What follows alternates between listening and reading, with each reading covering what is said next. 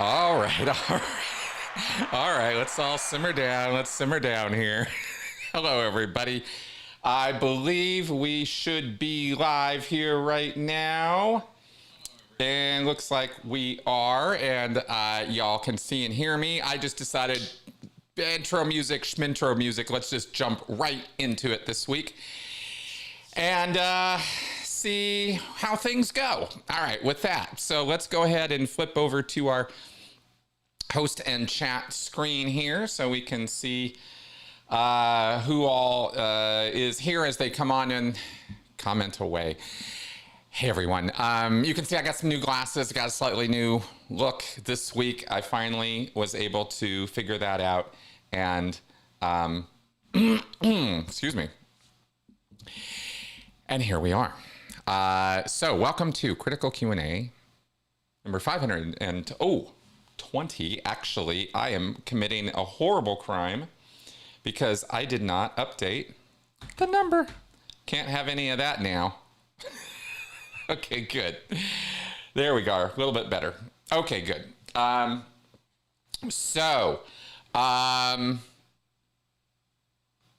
Let's see where to start today. So many things.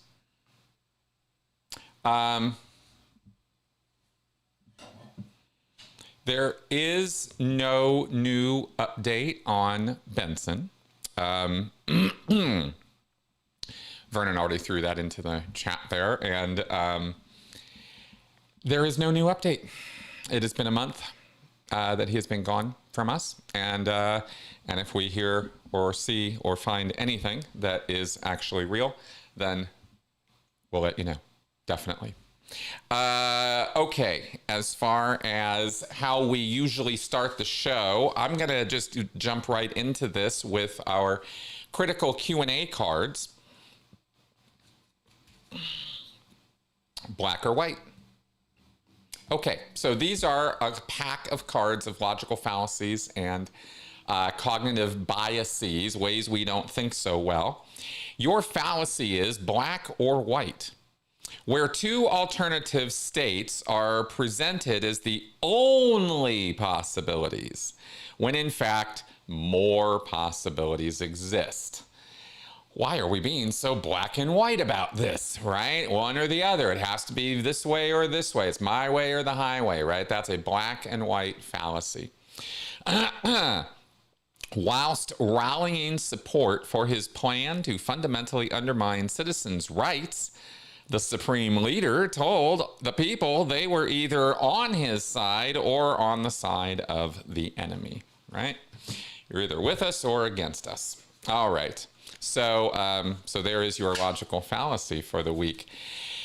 It has been an interesting week. I had some edits come back from my editor on my book, some good ones. We had a meeting actually at the beginning, midweek. And so I've got the manuscript back and I've been making some changes and moving some things around and adding some more stuff.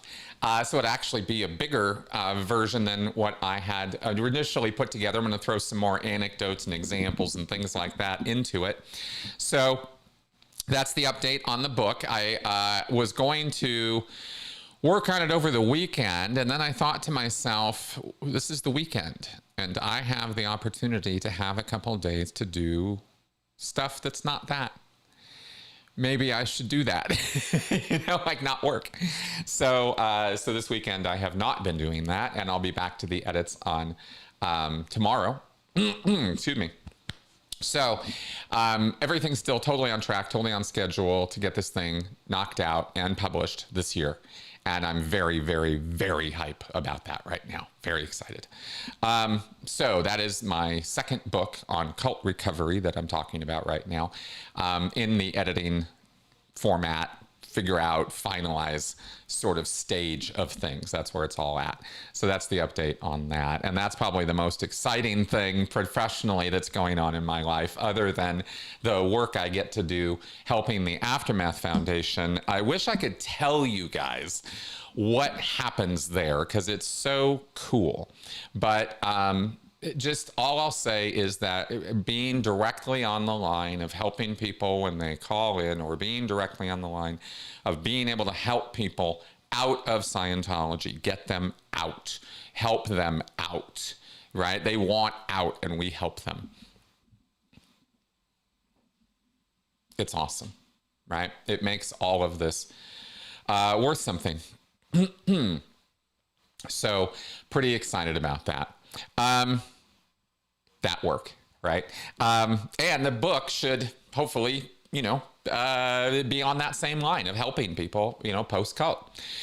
And of course, the just to make it clear, the book is also for family and friends. Some of you watching right now were never in a cult, but you might still know someone or need to support someone who was.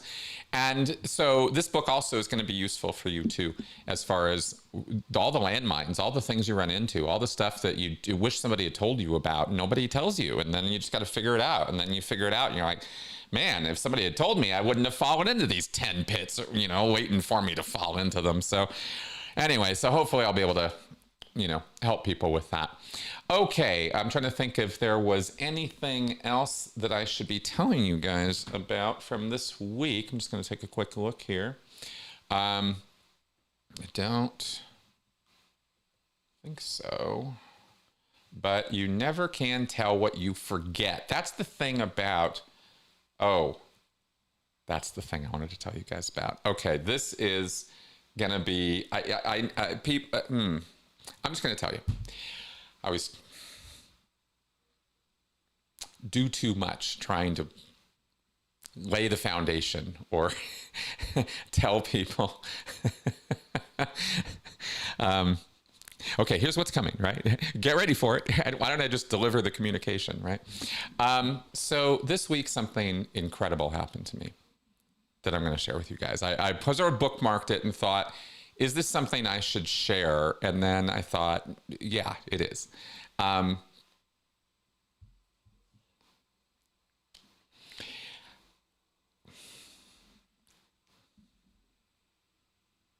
Something really, really cool happened to me this week.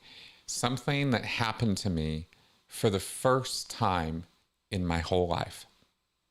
And something that I didn't think about when I put my REM model together and started sharing it with you guys a couple months ago. And I've now written, work about it. I've done podcasts about it, and I've been sharing it with people. And some of those people I've been sharing it with have been quite taken with it and quite excited about it and sharing it with others. Well, that alone is pretty cool, to create a thing that nobody else created, that I believe is useful and helpful, and certainly is something that I use in my own life. My own model, my REM model, is something I use with myself and with my work with others. And it works. So it's kind of cool, right? And that's fun, and it's helpful, and it's, a way for me to be effective in helping people. But what I didn't really think about, what never really occurred to me until it happened, was this week, my friend takes my REM model, and this is my REM model of human behavior, right? I'm sure you guys know what I'm talking about. So she takes this thing and she goes, this is Anne, I'm talking about, my ex-landmark friend, Ann Peterson. And she has a podcast called Confronting the Line, and it's and it's a video show, and it's small, but it's helping people, right, in the ex-landmark space, and and she's a big fan of my work and John Atac's work, and we've been able to help, in the ex-cult recovery of the ex-landmark world, just as valid and just as much an ex-cult space as ex-Scientology, right, or ex-Mormon. So she takes my REM model and she's running with it and she's sending it to people. And she does a podcast this week that I watch where she and another person who I've never met and don't know, who's read about and learned about my model, have this conversation about it. They have this whole talk about how they've used it, what they understand it to be, how they use it, how they thought about it, what was, maybe not critiquing it. They didn't do the whole show all around, let's critique this model. It was just something they were talking about in the course of the conversation about ex-cult recovery stuff, and realizing things about Werner Erhard, and realizing things about Landmark, and the emotional and professional manipulation and the crimes that were committed there and all the other stuff. They're talking all about this stuff. And my REM model is sort of being talked about in here, right?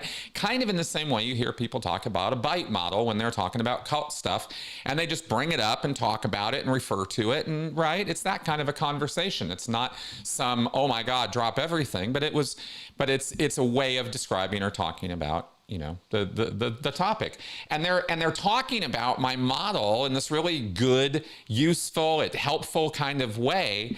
And I guess what I'm trying to get to here is I've never, ever, ever in my entire life experienced the sensation or feeling of watching two people help each other with something I created that they would not have been doing if I hadn't created that thing for them to use, which they then did.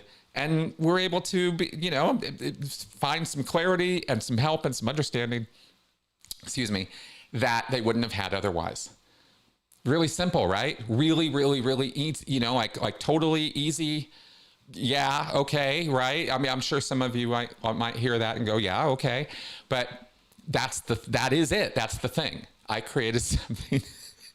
And two other people I don't know, right? Like I didn't have to be there. I didn't have to answer any questions. I didn't have, I wasn't part of that. And yet I was. And I've never experienced that before, ever. So that was really cool. And I wanted to share that with you guys because I thought it was cool. Okay. Enough said. Let's get on with your questions. Now, last week, by the way, I had 3 questions prepped, and I only got to one of them from my email line because I got so into the questions y'all were asking me, I didn't get to the preset questions. So don't let me forget that we do have some questions in the on the other screen to get to today as well. And please make sure, I see questions going into the regular comment section on YouTube and the regular chat box. And there's a section, I think at the top where where it says, please put your questions here. You've got to go put your questions up there so I can throw them up on the screen and answer them for you. If you put them in the regular chat, I won't be able to answer them. And I see some questions here. So let's get that into the regular chat. All right, so let's get to it. Starting from the top here. This is George Smiley. When you were tasked with retrieving disgruntled Minnesotans back into the church, did any of their stories test your faith in Scientology tech rather than just church management? Good question. I have not created a hashtag XScience. Let me think about that for a second.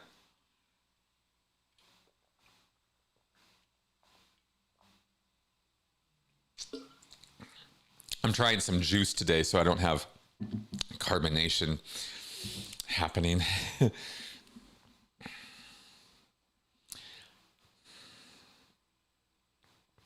What I would get very, very frustrated and sometimes confused by when I was going knocking on doors trying to recover people back to the fold, back into Scientology, was how the tech had either been misapplied to them or didn't seem to work. And they'd go in for a session and they wouldn't necessarily be happy, or the review didn't address what it was supposed to address. The repair didn't repair what was supposed to be repaired. The person, like this sort of quandary of, how do you put somebody in for a repair session? They come out and they're still just as pissed as they were before they went in.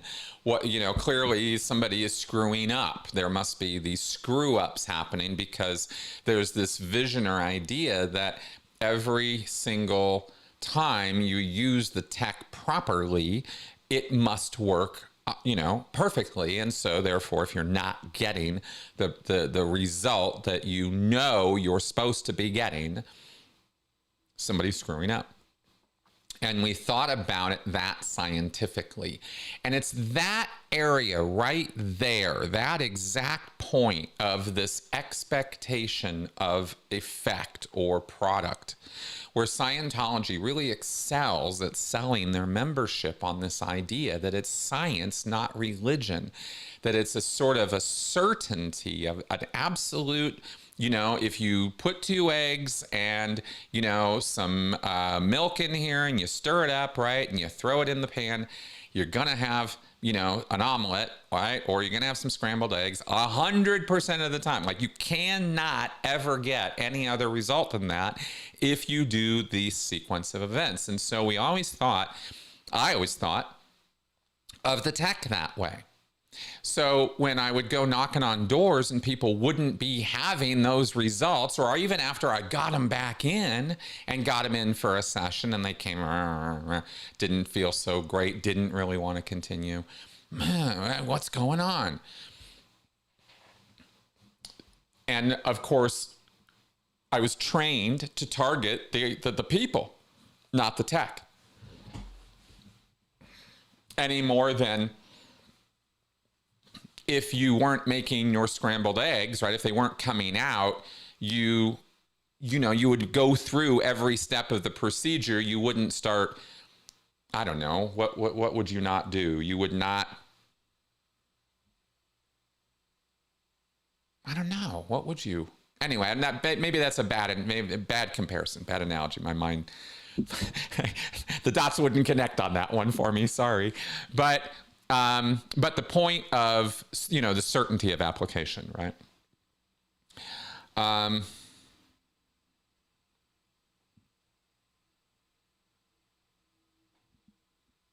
to think if there's anything else to this answer that might be useful here.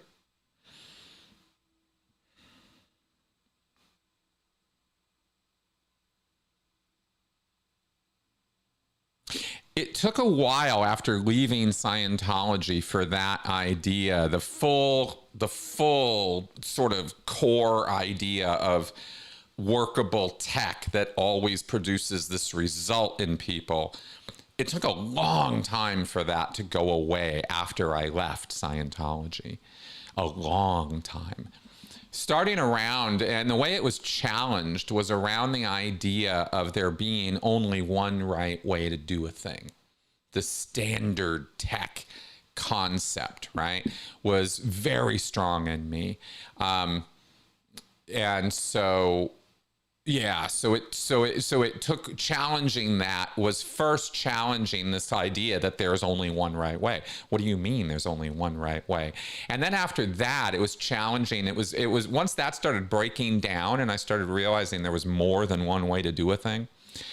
One right way, one perfect ideal way. You see what I mean? Like that's a silly idea, because the whole thing revolves around, when you start using words like ideal, right, correct, pure, true, you can't use words like that if you don't already have some other standard set up for yourself that you're comparing this to, which means you're biased, right? You're comparing it to this other preconceived thing you've got, which is just your thing.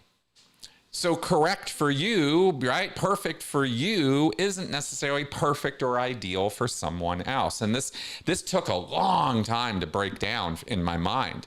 Long time. So it was that, kind of cemented way of thinking in my mind that was never challenged. So I guess I'm saying all of this to come back, George, to say, no, they didn't really challenge my certainty or my faith in the tech, because it was so sealed in cement in my mind, right? That even after I left the church, it took years for that thinking to really break down. Okay, enough said there. All right, OBG Foster, was the smaller IAS significant? Aren't there other, pump this up a little bit here, aren't there other events that can be measured by attendance? Oh, are there other events that can be measured by attendance?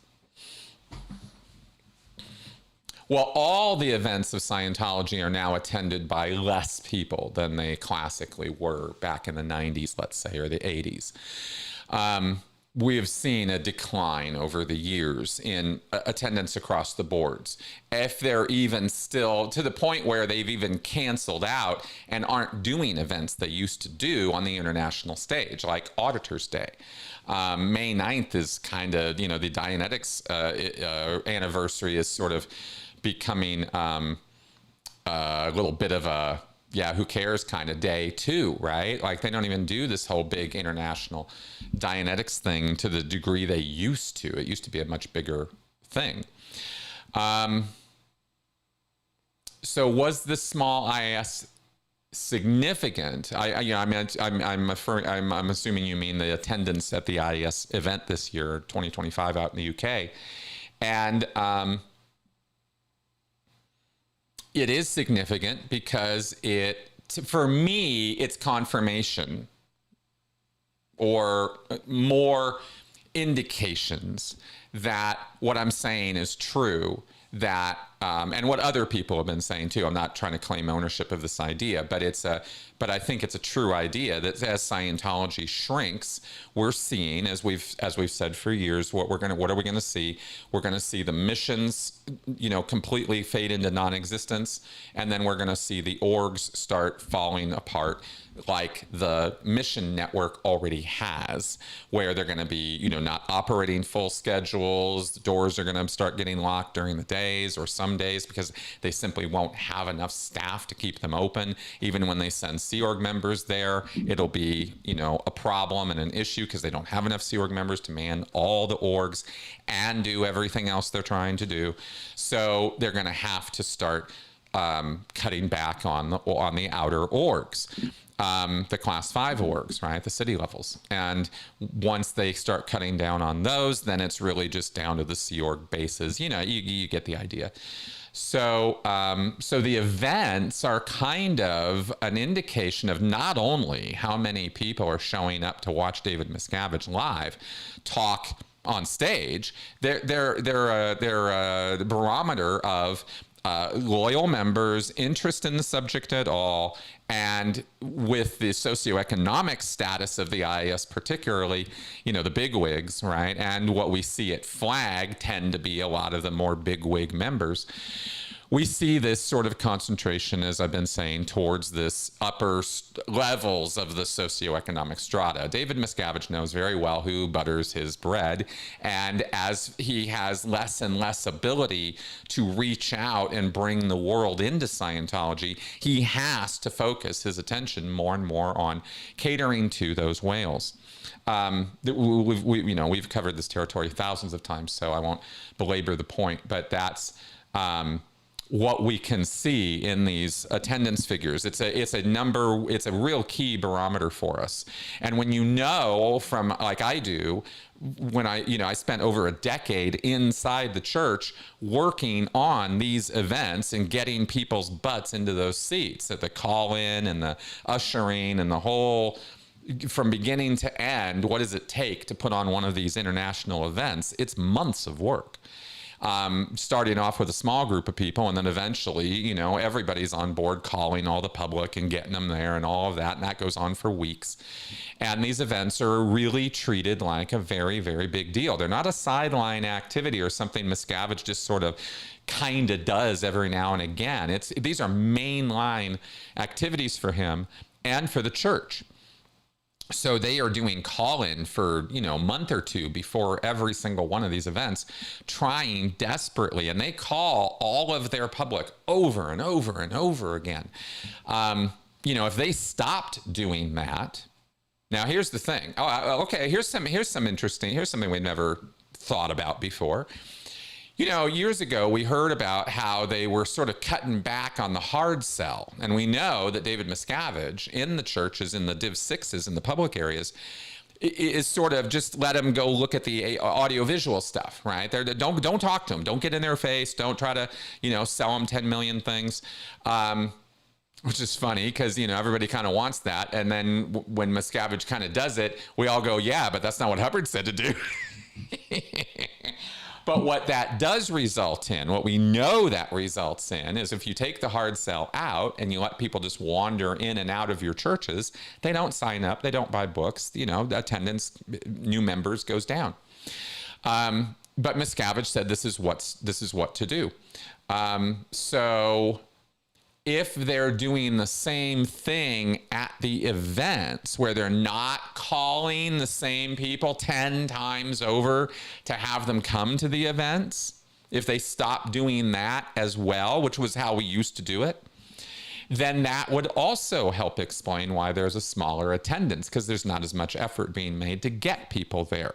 Now, everything I just said about that is just pure conjecture. I have no idea if they are actually trying or not to fill every seat or not. I know they want every seat filled, you know, but are they actually doing the work to get that done? Or did they stop because Miscavige ordered them to because it was annoying, or, you know, people? I don't know. That's another possibility, actually, from inside. I'll have to ask a couple people about that when I next have a chance. All right, let's move on. George Smiley again. What were the incentives of becoming an auditor when Hubbard was alive as compared with those during the Miscavige era? Well, it was really, okay, good question, George, because what this highlights is the real sea change in Scientology's cultural attitude about its own members, right? And what's important. Miscavige shifted everything.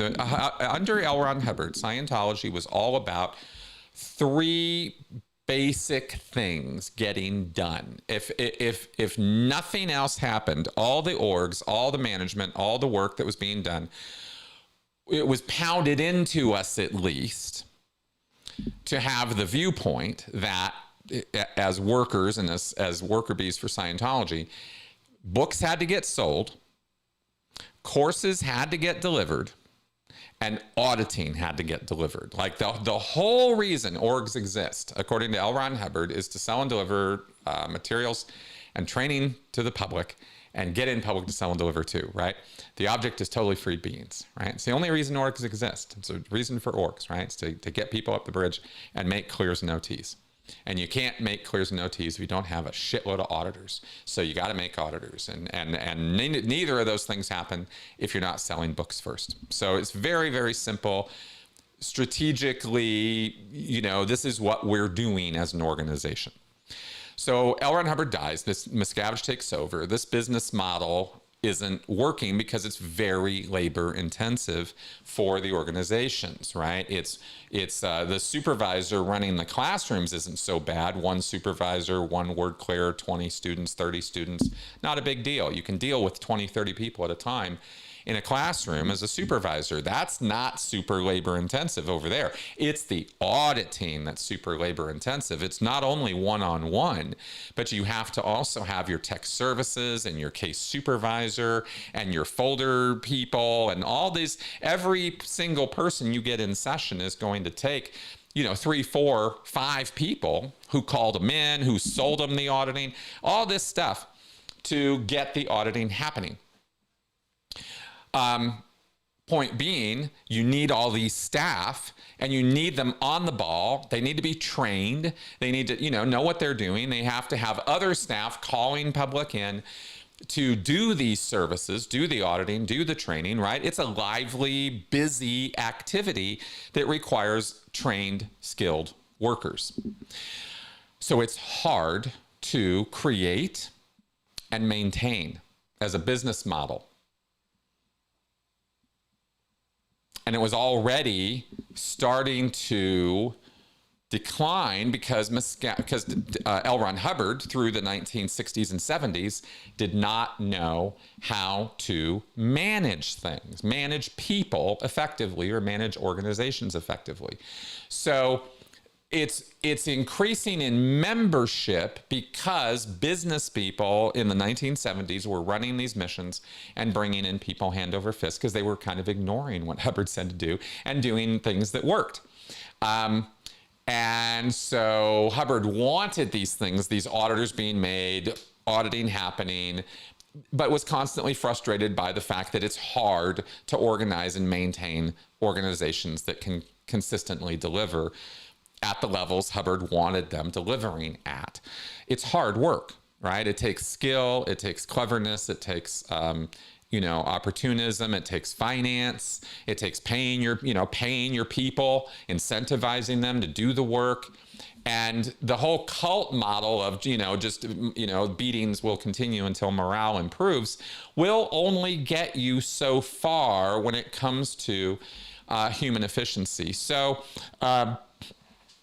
anyway, I'm trying to paint this whole picture of how Scientology was being run pre-Miscavige.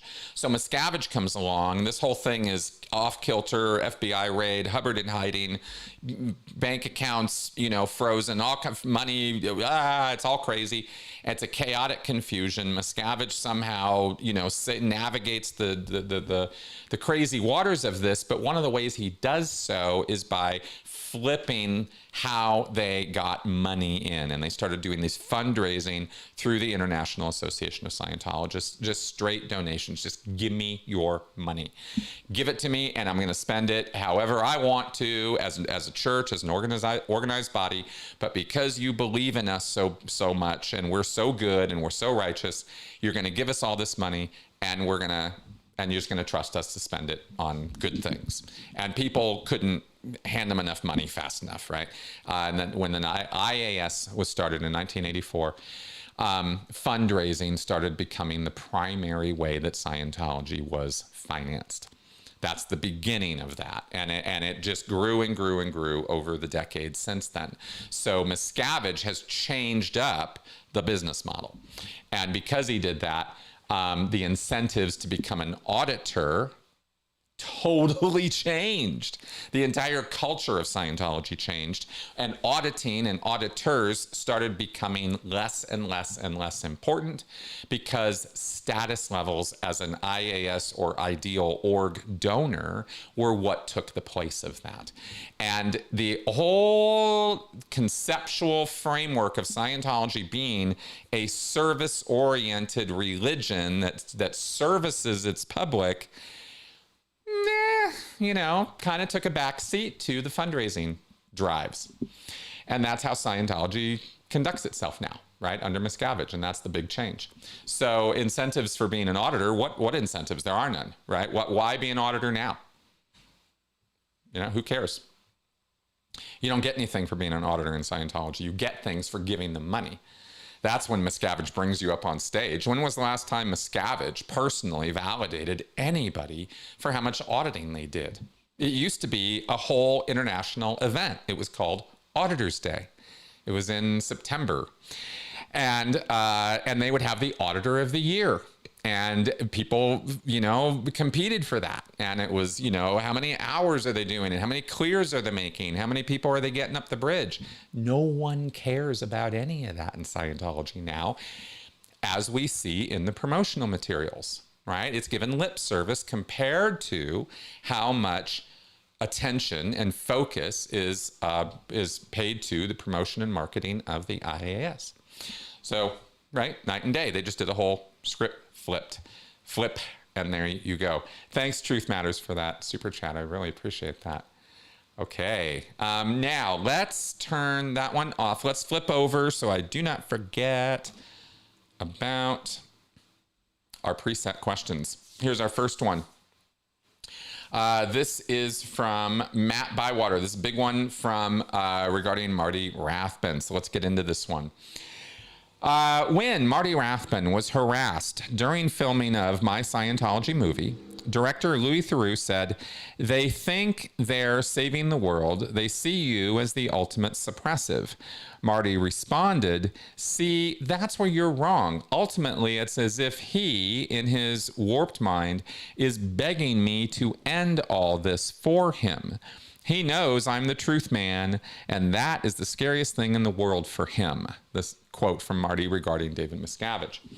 I assume that was an expression of narcissism, but then the part about Miscavige's warped mind wanting it to be ended got me wondering, what did Marty Rathbun mean by that?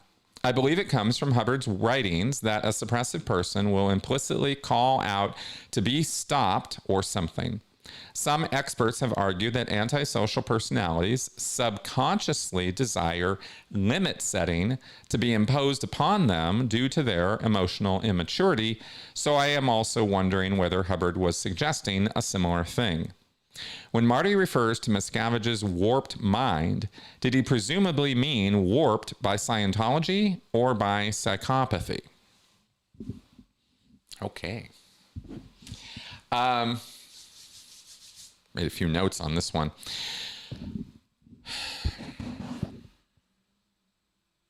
Yes, in Scientology, first off, what you wrote here, Matt, about whether in Hubbard's writings that a suppressive or an SP will try to, is kind of begging for people to stop him. Hubbard puts forward the idea in Scientology, the universal idea that every single living being, every thetan, is basically good. And Hubbard doesn't, it's not a lot of loaded language here when he's using the word good. He simply means caring, compassionate, right, tolerant, understanding of others, wanting to, we get this idea in Scientology that thetans are little balls of theta, little balls of admiration and love and mutual support and understanding, and that they are understanding. Hubbard says that life itself is ARC, affinity, reality, and communication, which those three concepts in Scientology combine to form a concept of understanding. What is it that, what does it mean when you say you understand something? Well, you have affinity for it. You have some degree of reality for it. It's real to you. And you can communicate, touch it, feel it, talk to it, something. In some fashion or another, right?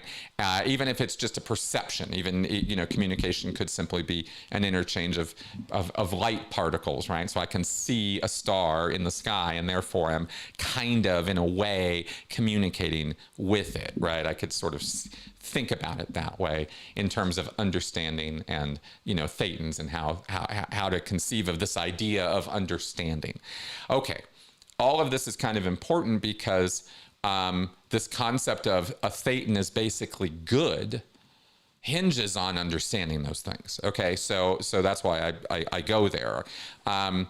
Good in Scientology, as Hubbard puts it out there, is you're somebody who wants to help people. You're somebody who wants people to generally get along better than worse, who isn't a vindictive asshole, is not basically who L. Ron Hubbard was. He knew what good and bad was, and it actually gets us, we'll see if I can develop that idea in a minute. But first, I just want to be clear that Hubbard is very clear in Scientology, teaches every Scientologist, you are basically good. I'm basically good, she's basically good, even Hitler, even Pol Pot, even Stalin, basically good. Deep, deep, deep down, there's a good, happy little thetan down there, wants good for people, wants people to be successful and get along, okay? And it's only through all of the collective trauma and stress and engrams and overts and all the crap that we do over all these trillions of years that buries us, those happy little thetans, deep under so many layers of mud of trauma and crap and false and evil purposes and all this stuff. We're buried under that to such a degree that we can't even see the light of day anymore. We're buried alive under our own trauma would be a good way of describing how Scientologists think about what they're dealing with in Scientology, right? What it is you're trying to dig yourself out of. So sure, maybe you're basically good, but it's buried under all that crap. And so you do all these horrible, awful, evil, destructive things. And so we're going to have to stop you, even if we understand that deep, deep, deep down inside you is a good little thetan. So that's where Hubbard is coming from, and that's where Scientologists are coming from. That's what they're taught. So that's where Marty is coming from when he says, see, that's where you're wrong. Ultimately, it's as if he, in his warped mind, is begging me to end all this for him. See, Marty's thinking Miscavige is basically good. Oh, yeah, there's one more thing on that. So because we're all basically good, including Miscavige, we don't want to, that little happy Thetan deep down below all the bullshit, doesn't want to hurt people, doesn't want to inflict damage and abuse and misemotion and trauma and all this crap. I don't want to do that. There's not any choice because of all this crap, right? So they're basically good. And when they see that they are doing bad or wrong or evil, Hubbard says that they will try to stop themselves. They'll try to literally limit their own power, cut back on their own abilities. If somebody, let's say theoretically, right, is running around with a sword, hacking people's heads off and suddenly realizes one day after he hacks off 300,000 heads, oh, wow, this is really bad. I really shouldn't be doing this. Then maybe they will not only throw down the sword, but they'll then go and chop their hand off to stop themselves from ever being able to do it again. Like that kind of concept, right? They're going to limit their abilities. They're going to stop themselves from being able to do these bad things, right? That's what the Thetan will do to himself because he knows, and this is really, according to Hubbard, this is the source of karma. Or justice or any of that is the person doing it to himself. Okay, so Rathbun subscribes to that point of view about David Miscavige and thinks that he is the truth bringer. He's the guy who he's saying basically, look, as far as I'm concerned, Miscavige has elected me, Marty Rathbun, his executioner. Right? He knows I'm coming for him and he's trying to stop me. But at the same time, he says they think they're saving the world. They see you as the ultimate suppressive. Marty's like, no, they don't. Miscavige doesn't think he's saving the world. Miscavige knows what he's doing. Miscavige knows he's an evil son of a bitch and he's begging for somebody to stop him. And I'm that guy. That's what Marty Rathbun was saying there in a nutshell. And I think I had to kind of explain that whole Hubbard ethical thing to get why Marty is so sure that he's right about that, right? That that Miscavige is trying to do himself in. Because that's how Hubbard talks about it. Exactly how he talks about it. He's crystal clear. This isn't hard, weird minutia of Scientology. This is PTSSP course. Everybody in Scientology knows this kind of stuff.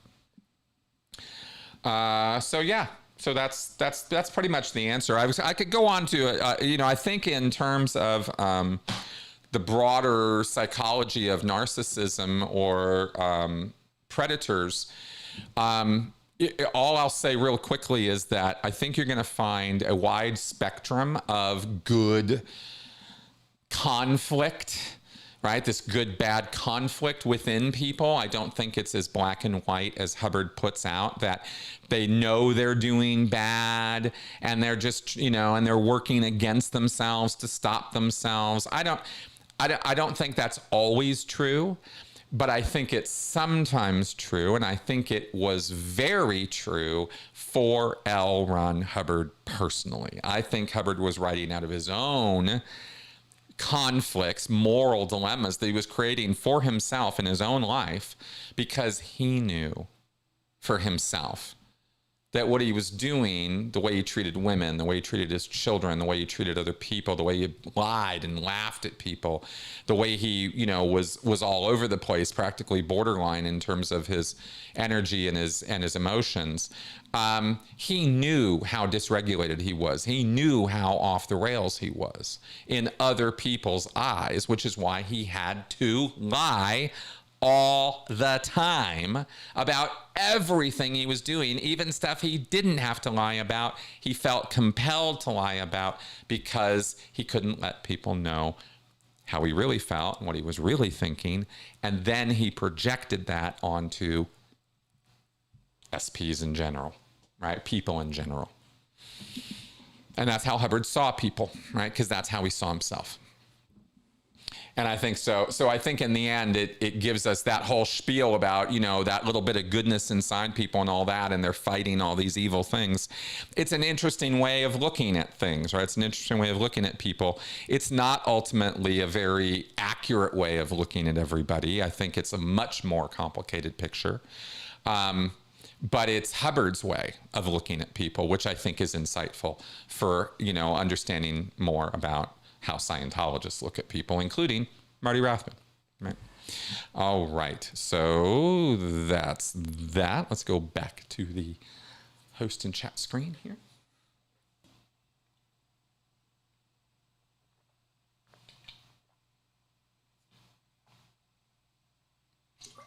Okay, thank you for your patience as I... All right, here we go. Vernon, Chris, what happens if the Supreme Court, if they vote for Trump's tariffs? Well, we're just going to have more. I mean, if they decide that Trump's tariffs are completely okay through the appeal process, because right now some judges have said, yeah, this is not okay. This is illegal. This needs to stop. And the Trump administration, in its infinite wisdom, decides, you know, that the judges, you know, appellate judges, circuit court judges, any judges anywhere who, you know, do anything or say anything other than what they want, are corrupt, you know, incompetent, blah, blah, blah, blah, blah, and that they don't have to listen to them, and they'll just carry forward as though the judge doesn't exist and the legal system doesn't exist, because as far as Trump and his cronies are concerned, they don't. You understand that, right? You understand these people do not think that the levers and, you know, gears and of our country matter. They don't care about any of those things. So so they're just running riot all over it, and that includes at this point our Supreme Court, who are the most corrupt body of judges that have ever existed on this planet. Period. End of story. Alito, these people are treasonous, were treasonous, and are. John Roberts should be imprisoned right now. Right? That's where our Supreme Court should be. So I'm not going to go on this big soapbox. I'm not going to get all pissed off. I'm just going to say that's the simplicity of the situation as far as I'm concerned, and I am absolutely flummoxed. I'm so upset at the state of our Congress and our Supreme Court to be in open treason to our Constitution, basically be pissing all over it. Mike Johnson, right, the guy who runs the House right now, is a treasonous little fuck. And the guy belongs behind bars. And that's my take on all that. Angry Chode. Did you ever go through a truth rundown? If so, what happened? How did it go? What are some of your favorite movies? Okay, different one. What are the dumbest trends happening now or in the past that you've heard of? Okay, Chode medley here. Bjorn, you've got to get all those questions into the question box. I hope you're doing so. Keep throwing them in the regular comments, and I'm not going to be able to answer them. Okay, I did do a truth rundown, and I delivered a truth rundown on 2 other people. The truth rundown, I did a whole video on this. It is something that I did when I was on the RPF. That's where it's pretty popular and mostly delivered to Sea Org members. The Truth Rundown is a Sea Org thing. It's not something that public generally receive. I know of only in all the years I was in Scientology, I only know of 2 public people, non-staff, non-Sea Org, who got a Truth Rundown. One of them was John Woodruff. The other one was Leah Remini. So not a common normal thing for people to get.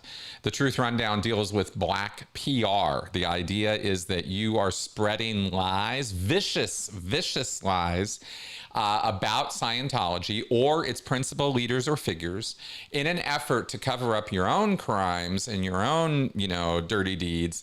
And so the way it works is the assumption is if they find you complaining or fault finding or criticizing any aspect of the church or its leadership, clearly you are a candidate for the Truth Rundown, because you're somebody who has evil intentions underlying your criticism. And those evil intentions are only being dramatized because you're trying to cover up for what you're doing in the here and now that is heinous and criminal. Serious crimes. It's not stealing paper clips. You are up to no good, and we're going to give you this Truth Rundown so you get a chance to face the truth and come clean, and then apologize to the people that you lied to about this faultless, angelic, beneficent organization and its leadership, who would never, ever do anything wrong to anybody and are not deserving of any criticism of any kind. It is only you who are the problem. And that's why you're going to get a Truth Rundown. Welcome to Scientology. So yeah, that's how that goes. What are some of your favorite movies? Raiders of the Lost Ark is by far my favorite movie ever made. I think the best movie ever made, and I've held this position for years. I have not broken from it. I have seen some amazing cinema. I mean, man, right?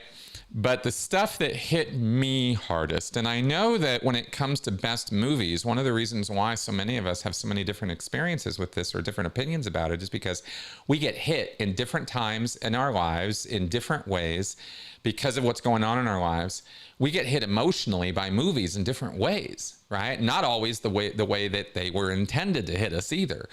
And especially when we're teenagers. Oh my God, right? And so for whatever reason, when Field of Dreams hit my plate and I watched that thing, I just waterworks, man. I just couldn't. It's the most beautiful movie I've ever seen. And I still can't get past it. There are some amazing movies out there. There's a movie called Midnight from a few years ago. Really just shockingly, like life-changingly good. But somehow Field of Dreams, that Kevin Costner movie, just hits that sweet spot for me of just pure magic. Just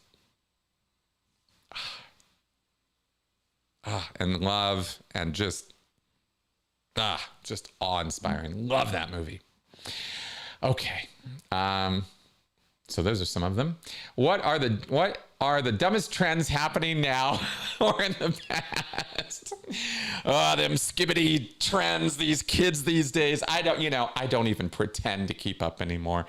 I am a little curious. There was some 6'7" thing. Wasn't there something where kids were running around talking about saying 67 or something, and it didn't actually mean anything? Or if you dived into wherever that came from, it was something probably horrible, but I don't even anyway. I don't know. I literally am now at the point where I've acknowledged my inability to be hip or cool or stay at all in any of that. I just never going to be that.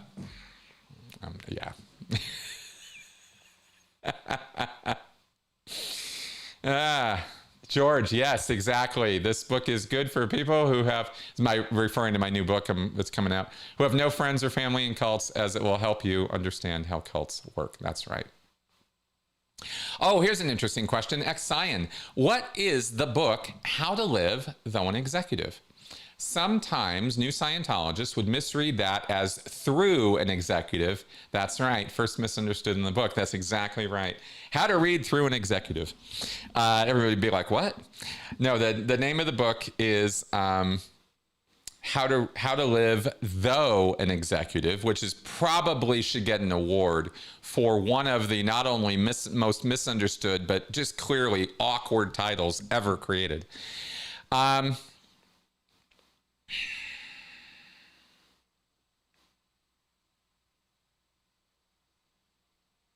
Oh, wow. Yeah.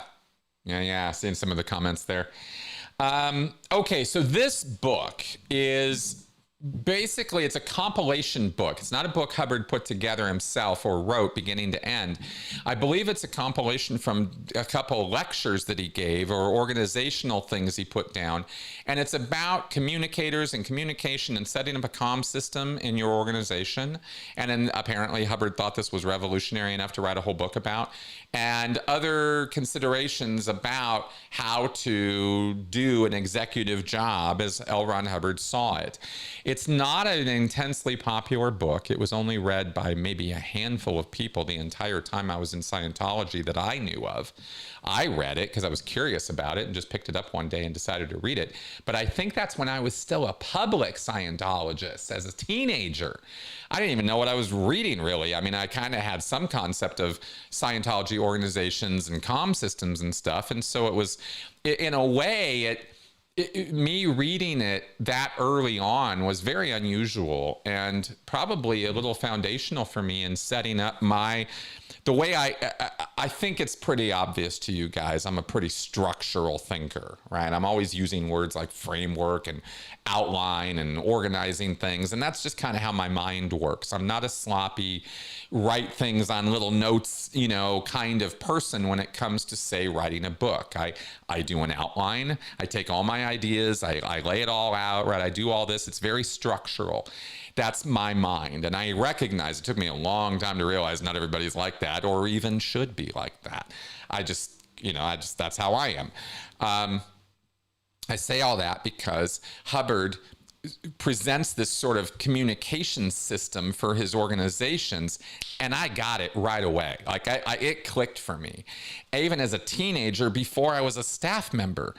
And I'm taking a little trip down memory lane right now talking about this because I haven't thought about this in a long time. But it's also just kind of interesting how that was a little brick in the foundation of Scientology belief for me that I'd actually forgotten all about, was this book. Because it was part of the reason why I thought maybe Hubbard knew what he was talking about. I didn't know anything about organizations, but this book sounded like it did. And that's what it is, right? At least my experience of it. So, thank you for that super chat, Bjorn. I really appreciate that. I hope your questions get into the queue here so I'll be able to answer them. No, they're not. Okay, well, we're going to do our best here. All right. Carry on here. OBG Foster, if you got another dog and then you found Benson, would Benson accept the new dog? Oh, probably. Benson's very, very accepting. Very tolerant dog. I think he would. It would be an interesting thing to find out. But Benson, remember, comes from a hoarder house and lived with other dogs. I think he'd be fine with that if that were to occur.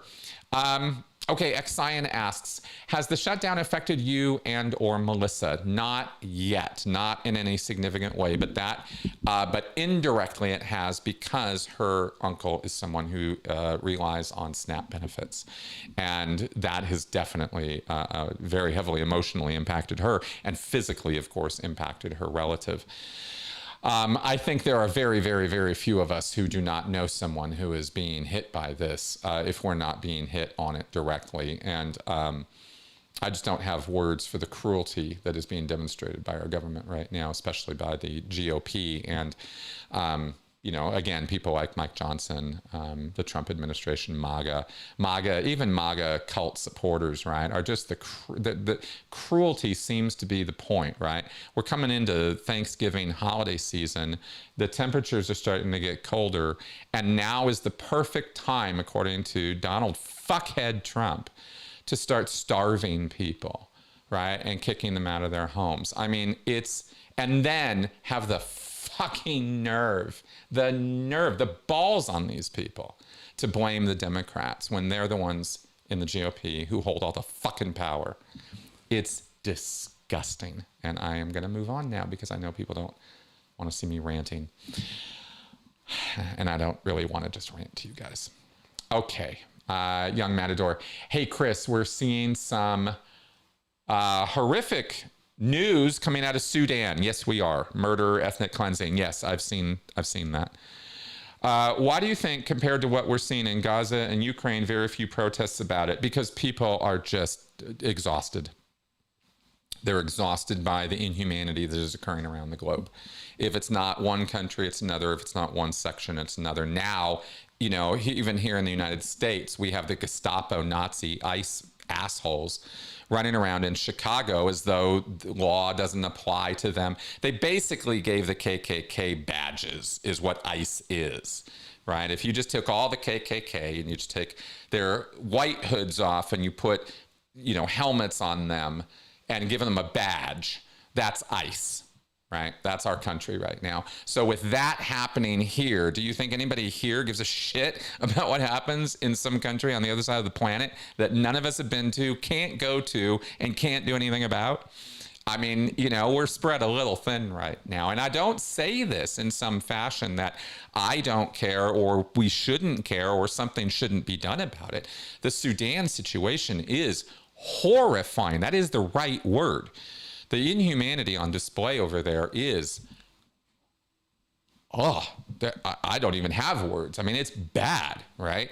But when you have Ukraine, when you have Gaza on the national stage, and nobody will do a goddamn thing about it, right, to stop Israel from doing exactly what the fucking Nazis did to them, I mean, I just don't even understand. I'm completely lost at how it is that Israel possibly justifies its own existence at this point. I can't even, right? And that's when you start realizing people are just horrible. You know, when it comes to the tribalism that people can get into, where there is no words, there are no words that the people in Israel will hear when it comes to the people in Gaza. They just want them gone. They don't see them as human. And they don't see that that's the same thing the Nazis did to them. And I just out of words, right? I'm so flummoxed by it. So that kind of horror show is going on our news every day. And now we have Sudan come into the picture with even more horrifying stuff. I mean, it's pretty understandable why people are just like,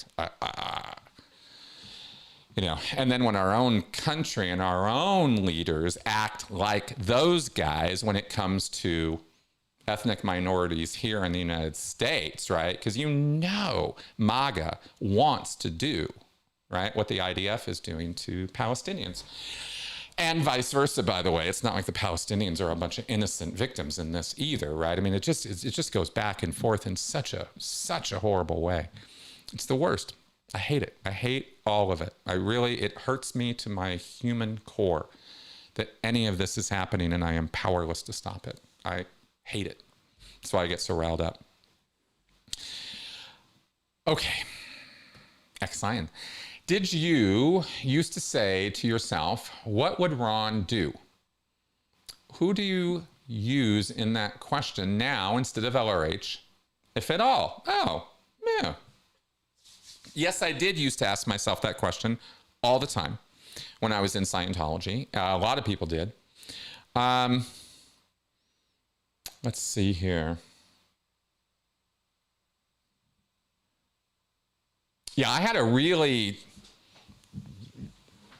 unrealistic idea. Being so generous to myself.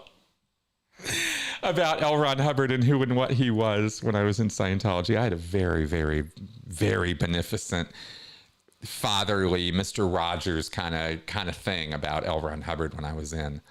And so thankfully, when I asked myself, what would Ron do? I would come up with the compassionate answer. You know, not what would Ron would really have done.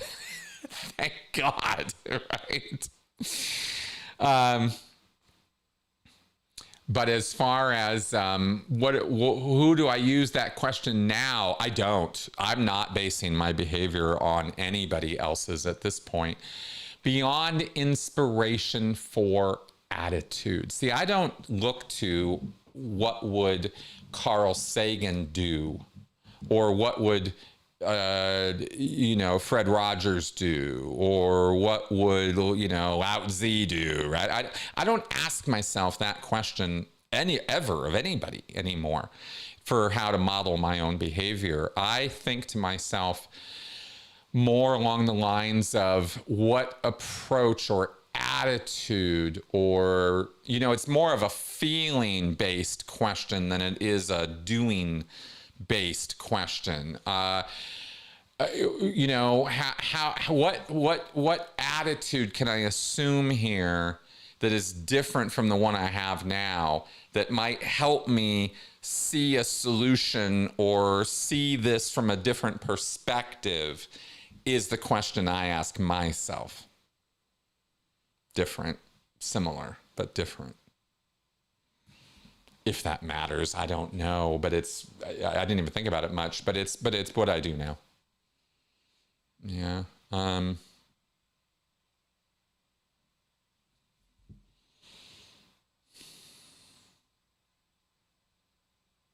Yeah. Yeah. It's kind of like that. I think that's the best way I can describe it. Okay, Delby Rush. Why is the Columbus, Ohio org so well staffed with Sea Org ministers? Why is it so special? Well, probably because the minister's course is real easy to do. Delby, I'm not sure exactly where the emphasis on this question is, but the Columbus org, the Church of Scientology in Columbus, is got a lot of Sea Org members there because they don't have the ability to recruit people locally out of Columbus who want to work at the church there and man it up. There's not enough interest there because Scientology sucks and nobody wants to be part of it. The minister part is, the minister's course is just a course you can do as a Sea Org or a staff member or a public Scientologist. I don't know why Columbus has a whole bunch of ministers there. If there's some local religious thing or association with that I'm not aware of it, so I couldn't say anything more than speaking in generally about it, but sorry, probably not very useful. TM, do you know if these IS events typically get their audio or video leaked? I'd be interested to hear what they talked about. Yeah, generally there is usually a leak of some kind, or we'll get a video or we'll get something, but it usually takes even a month or 2 or 3 before that will happen.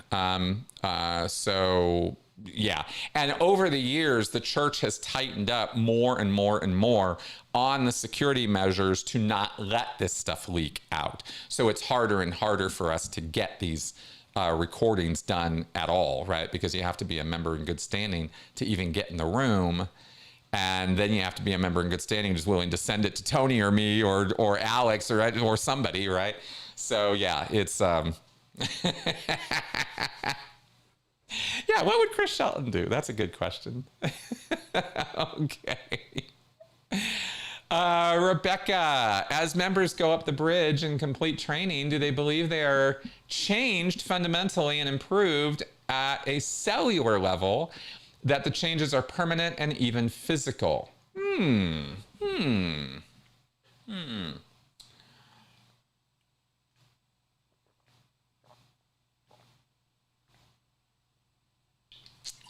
People in Scientology think about the changes that are happening to them thetanically. I love throwing that word out. As a thetan, the only permanent thing in Scientology is you. The only permanent thing in the entire universe is us, right? Is us, the spirits that live forever. That part of us. Or that is what we are. That's not even a part of us. It is us.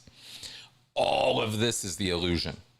So learning in Scientology is not thought of as a cellular activity or a brain activity. It's thought of as a spiritual activity, because ultimately everything you are is spiritual. And your memory is just something you kind of create and store images of perceptions in. But really, spiritually, you don't even need those memories. You just know. I know. I can just know things, right? You don't even have to drink to do it. Get the Game of Thrones reference. So no, I did not think that the changes that I was experiencing in my Scientology training were improving me at a cellular level. I did not think about it that way.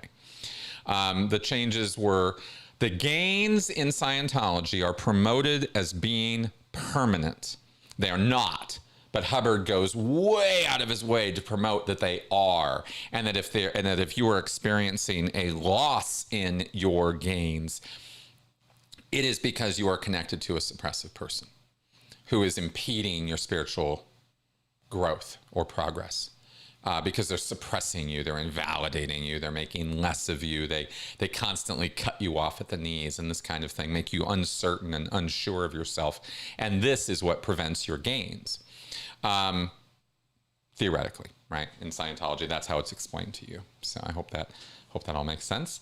All right, Excion, at any time, do you feel you went exterior? If so, what happened and how long did it last? Oh, great question. There are 2 times where I experienced what I thought was exteriorization from my body.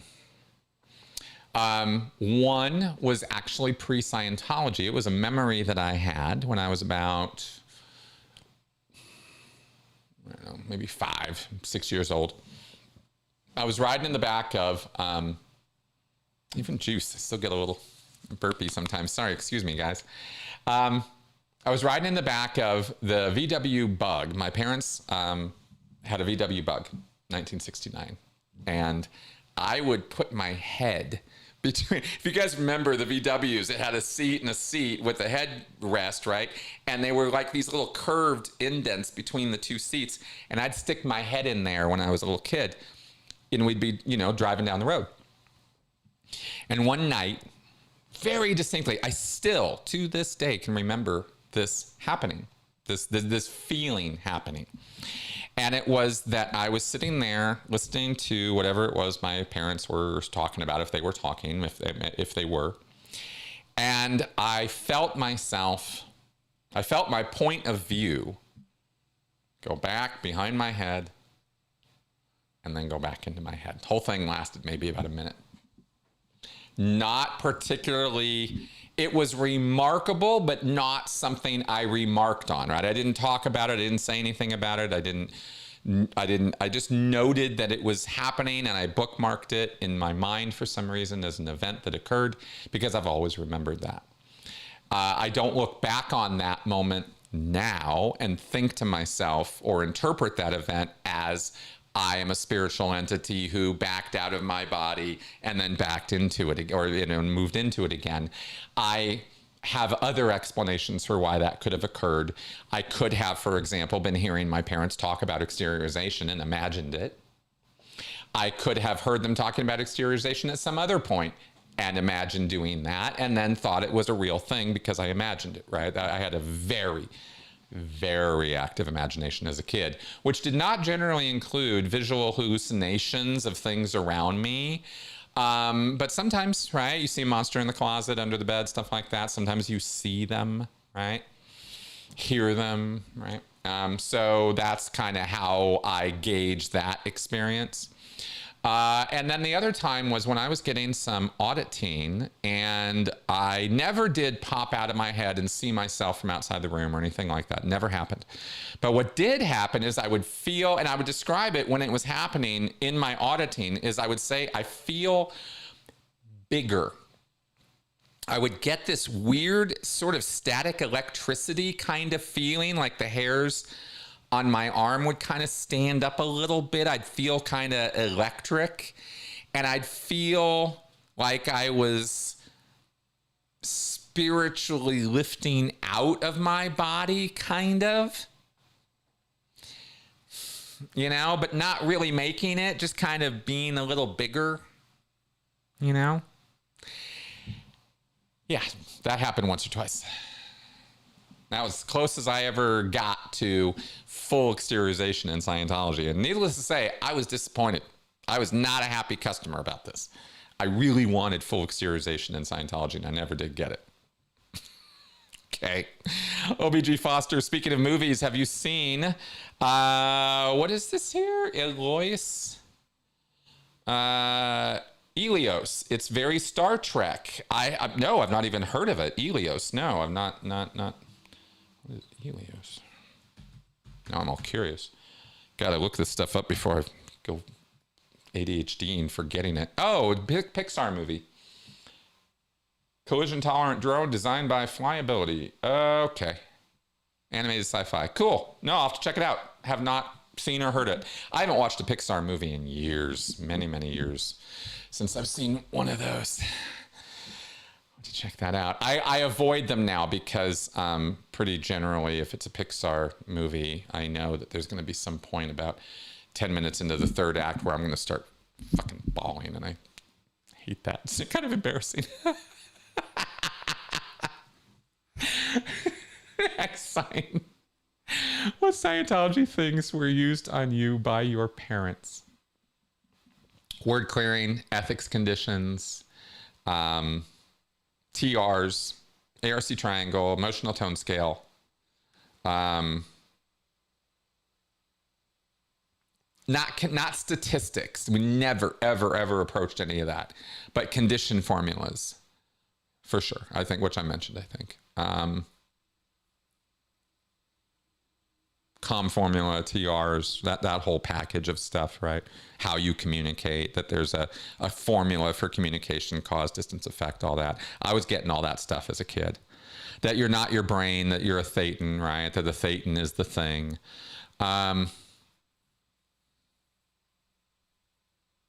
Exchange.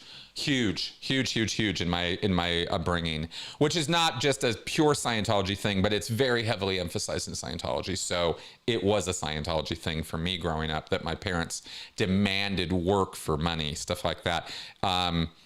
Allowance was earned. It was not something I just got. There was no college fund for me, right? They laughed at that idea. They thought that was hilarious. My parents had plenty of money to send me to college. They just laughed at the idea that they would pay for my college. They thought that was ludicrous. So, so that kind of stuff. Yeah. Okay. Lutz asks, say Lutz, on a lighter note, what do you think about the Lego Enterprise D looking garbage? Yeah, I heard that Lego was doing some Star Trek stuff. Let me see. I heard, but I didn't know. I heard it's coming soon. 3,600 piece set. Okay, I gotta see some pictures. Where is this thing? Show me there. Oh, there it is. Okay, good. I knew this was coming, but I didn't know it was out close enough for me to actually look it up. Oh, that's what it looks like. Okay. Yeah, okay. All right. That's interesting. Big. Yeah, that's nice. That's not too bad. Not too bad. Huh. $600. Well, that's too bad. I won't be seeing Enterprise D anytime soon. I'll tell you, I'll tell you from experience how challenging it is to build the Enterprise structure with Lego. It is something that kind of structurally needs to exist in space, because those engine on those struts, gravity destroys that thing. It's not a good structure to have in a gravity space, right? So trying to build it with Lego is challenging, to say the least. And also those discs don't surrender, as you saw, right, aesthetically to Lego very easily. So looked like they did a pretty decent job, but I don't think it's Lego, right? And boy, is it expensive. Yeah, I'm going to say it. Yeah.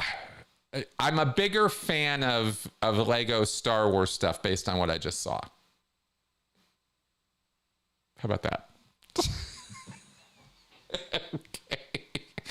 All right. Ron, hey, where do you consume news responsibly? Oh, yeah, that's a tough question. How do you know what you're seeing is reliable, especially with all the power media and social media I have today and technology allowing so many fakes?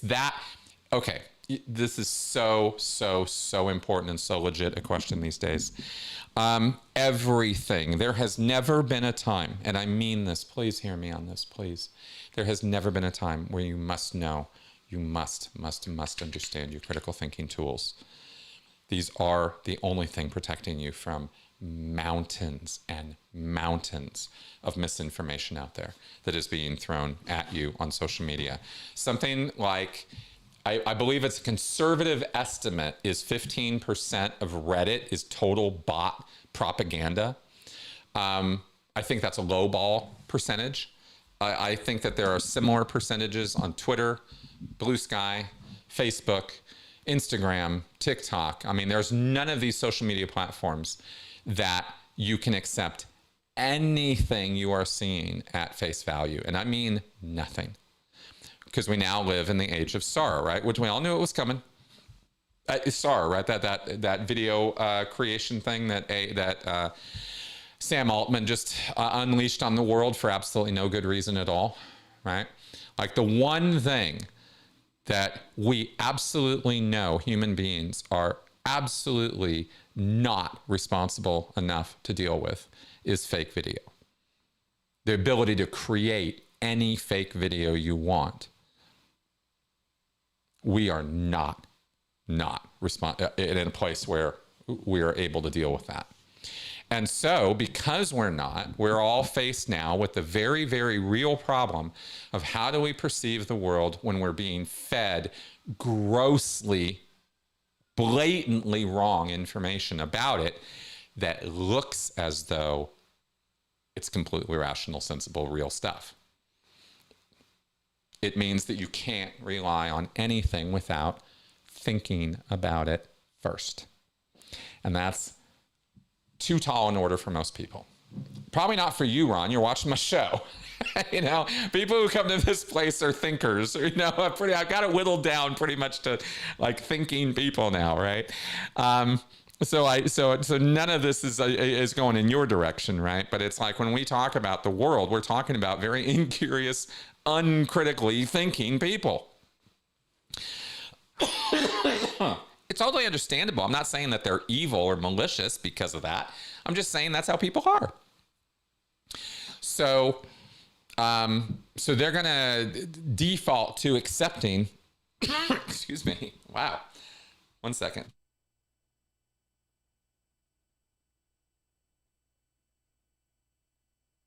Okay. Sorry about that. So you have to watch for that because you're surrounded by such people who are going to believe deep fake videos and, you know, misinformation and bias slanted information, as we've already seen. So I use multiple sources. I use multiple sources. I go through various channels. I go through social media and official news channels. I no longer rely on any one news platform at all. There is no platform that is reliable to me 100% of the time. I don't have them categorized in terms of where or how I do this because I don't have like a daily news routine, but I generally go through social media and see headlines and opinions, but I do it on Reddit where there are a number of different forums and different takes on things. So I can get a few different points of view about stories. Sometimes the comments help clarify some of the information that's not in the story too, which is helpful to me. But I always take all of it, grain of salt, grain of salt, grain of salt, grain of salt. Nothing is completely reliable until I have double, triple, or even quadruple checked in the case of something actually really important. Otherwise, I think about the news or information that I receive from the world in a more, you could say that I think about information in concentric circles of acceptance. I've not thought about how to describe this before, but this is the way I do it, right?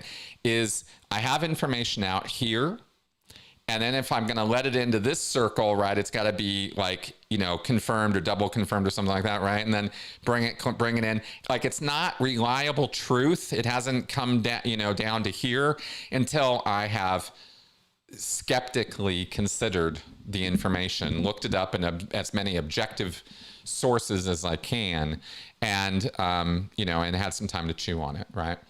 And fortunately, I only have to do that with a couple things. I don't do that about a lot of things all the time. Otherwise, I wouldn't be able to get through my day. So it does it does force me to sort of choose or pick my battles as far as which things do I really need to know about, right? As opposed to things that I only need to have a general sort of sense about. When it's out like in the third circle out, right? Then I have a general sense that, okay, conflict in Gaza, good. You know, was this particular bomb dropped on this particular day at this particular location? Well, I'm going to have to go dig to find that out.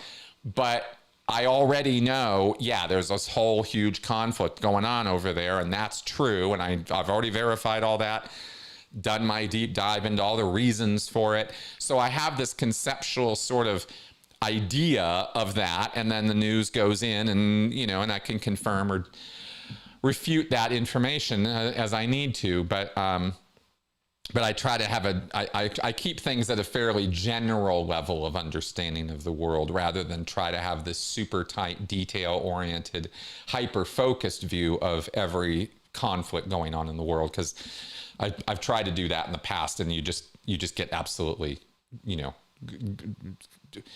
inundated with details. It's too much for us, right, to be able to do that. Oh, you live in Israel. Oh, okay. There is no genocide in Gaza, but in the rest of the world there is. Yeah, okay. I get that. Wow. That's where the multiplicity of viewpoints must come, not only to bias in how we see an event, but did the event happen at all? You know, like, wow. This is where, like, for example, this is where I go to the BBC. I don't go to the BBC to find out what's going on in England, but I do use the BBC to find out what's going on in other parts of the world because they're kind of pretty good at that. But they kind of suck at British coverage, according to people who live in Britain. They've told me this, right? So I go to other sources to find out about, you know, what's going on in the UK. Well, BBC isn't going to tell me, but somebody else will. But if I wanted to know something about maybe what was going on in Israel, maybe the BBC might be, you know, a source. I'm just randomly saying that. I'm not. But yeah, it's a complete mindfuck. Yes, it really is. Okay. Oh, here's another thing. Let me throw this at you, it's right in line, Ron, with what you're talking about already. A recognition of all of the biases or fallacies that exist in your culture area. If you know that already, you can counter it because you know that they're there, right? If I lived in a church of Scientology, I would know that I'm not going to see anything critical of my church while I'm in that building looking at the news because they're censoring all of that. I literally can't get to it. So I know I have to step outside of the church if I want to know about the church and look at stuff that's not censored, right? I know that already. So if you know that, you actually have a huge leg up on all the people who don't even know that much. But and of course, you know, you try to tell people, but, you know, maybe they'll believe you, maybe they won't. But that's another important principle of this, right? Is sometimes you have to go completely outside the system you're in to get accurate or more objective, let's say. More objective reporting. Yeah. Yeah, exactly. Recognizing that these things are different points of view. And that also, and that's another reminder, right? Sometimes the best way to understand a situation is not necessarily objective facts as gathering the 3 or 4 or 5 different points of view about that thing from different sources. You're purposefully looking for different takes or different conclusions about this event or incident or situation, immigration, let's say in Germany. Well, there's the German point of view, there's the Muslim point of view, there's the Russian point of view, there's there's all the different points of view of that situation. Which one's objectively true? Well, they all are objectively, factually true that all those viewpoints exist. And because they all exist, they're all piling into that situation and pushing and pulling it in different ways. And you'll understand that entire situation better if you understand all 6 of the competing perspectives of that situation. Again, takes some time to find out, but when you do, now you really get what's going on, right? From all these different points of view. Sometimes that's how to approach a situation as well. It's not a matter of you're going to find one umbrella master report that's going to explain this whole situation. You're going to have to take it apart, from the different perspectives. Okay, enough said. All right, and I think we're about wrapped up with our show. Get off of there. Nope. Got a couple more. Here is one. Okay. Katie, okay. Hi, Chris. I know that you are a bit negative about protests outside the orgs, but is it a good way? I think your question's incomplete. Probably by accident or whatever. That's fine.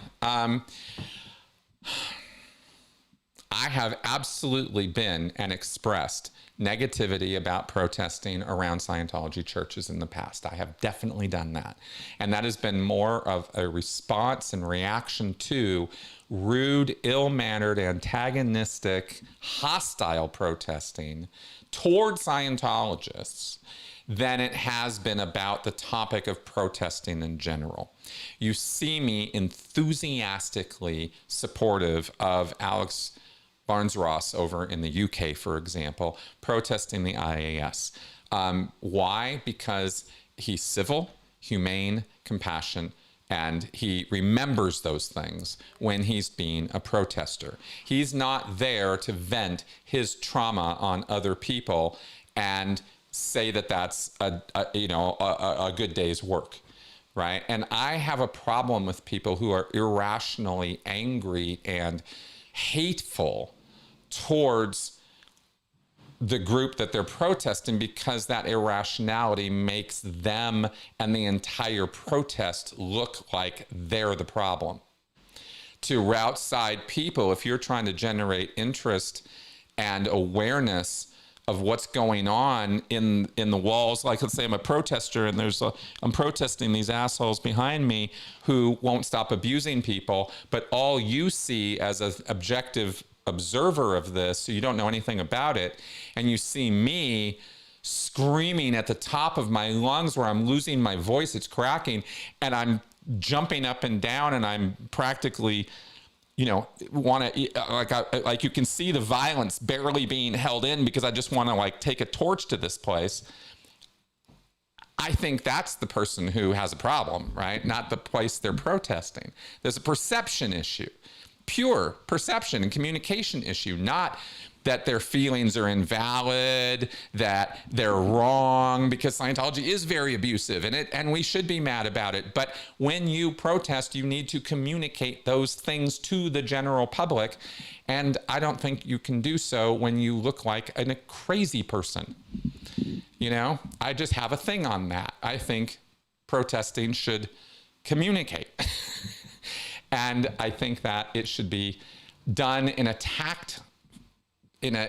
tactical or strategic, whichever word you want to throw at it, right? Both strategic, long-term, tactical, short-term, small squad level, right? I think both apply. I think protesting should be a planned, campaigned activity that targets effective targets, right? And jumping around outside the Hollywood Test Center isn't helping anybody. Closing down the test center did nothing to stop Scientology. Not a goddamn thing. And I don't care who has something else to say about it. I know that's a fact. David Miscavige couldn't give a fuck about the Hollywood Test Center or closing it down. And neither could the Sea Org. They don't care, because that's not where they're getting people from. Not really getting a whole lot of people from anywhere these days except second gen and the whales and the businesses, right? That's the people to go after. Anyway, so I have lots and lots of, opinions and ideas about how I think it should be done, and I'm going to be vocal about them because I get to be that on my show at least, right? But you don't see me running around by name, tearing other people down. I'm not trying to be that guy. I'm just trying to say, I really wish this could be done in a more effective manner. And I really, and it grates on me a little bit that when I say stuff like that, I'm the asshole, right? And so I don't like that. Now, that all being said, I'm an energetic supporter of the kind of protesting that I want to see. And so when I see it, right, 2 thumbs up. But, you don't see me running around the Denver org down here in downtown because it's a waste of time. There's nobody going into the Denver Church of Scientology. There are maybe 15 or 20 regular people walking into that building every week, including the staff. It's pathetic, right? So you go protest something like that, you're actually bringing them more attention.